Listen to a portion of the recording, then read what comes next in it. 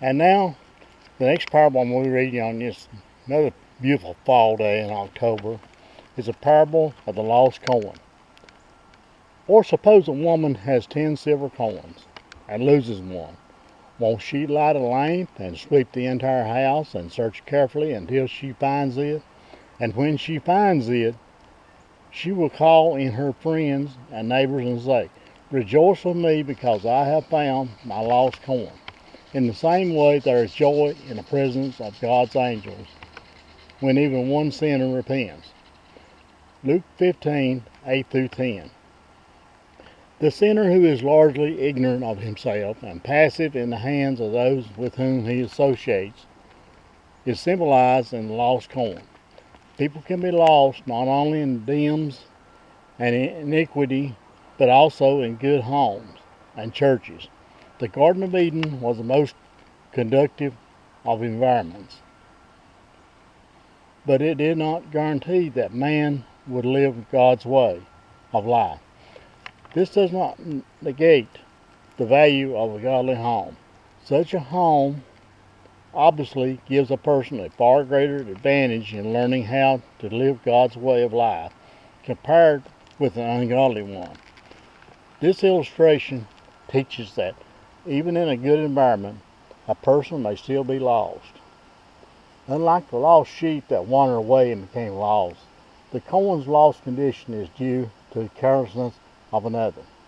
The coin is lost because it had fallen from its intended place, just as sin always lowers a person and never lifts up.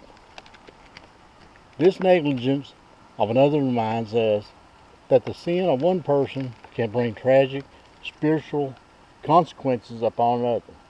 As an example, the backsliding sinner almost always takes others with him, because it is sin's nature to take others down with it.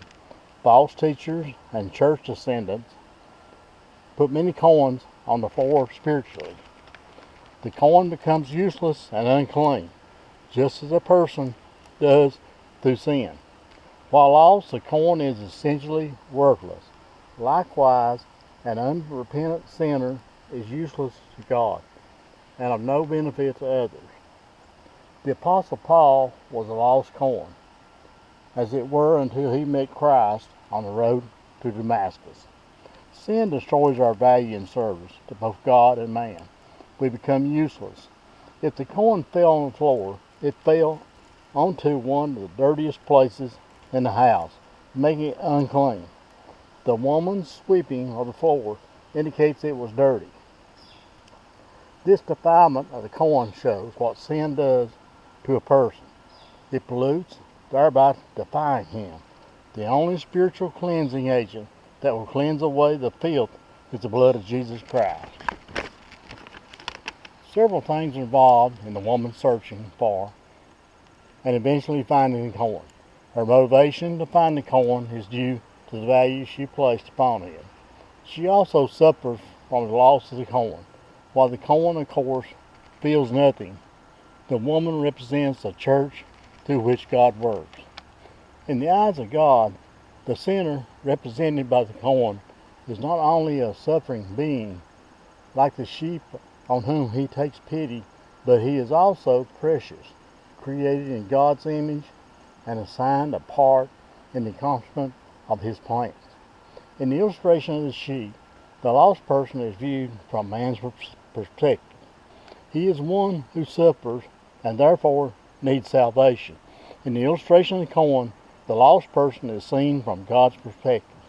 He is one who has great value, the loss of which God feels. In considering this, we should realize the great effect of sin upon God's glory and interest. The lamp represents both the Word and the Spirit of God.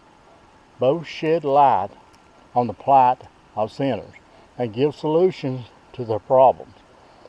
Spiritual illumination enables the church to see how to help sinners who cannot see their fruitless condition. Just as a woman has to sweep the floor of debris, the church must make its surroundings clean and pure by sweeping away the filth from its domain. Doctrinal corruption makes it hard to see through the debris of false teaching. Today, doctrines have been so corrupted in mainstream Christianity that it is impossible to find spiritually pure teachings within it. That the woman seeks the coin diligently shows the dedication to looking cautiously and continuously. She is not haphazard in looking for the coin, but organized and systematic, and she persists in the job until it is completed. Sadly, there are always those who attend God's church who work vigorously and earnestly for a short time, then quit. Finally, the whole illustration depicts her as enthusiastic, hopeful, and joyful in her responsibilities. This is the attitude we must have as we do God's work in preparation for His coming. And again, I thank you.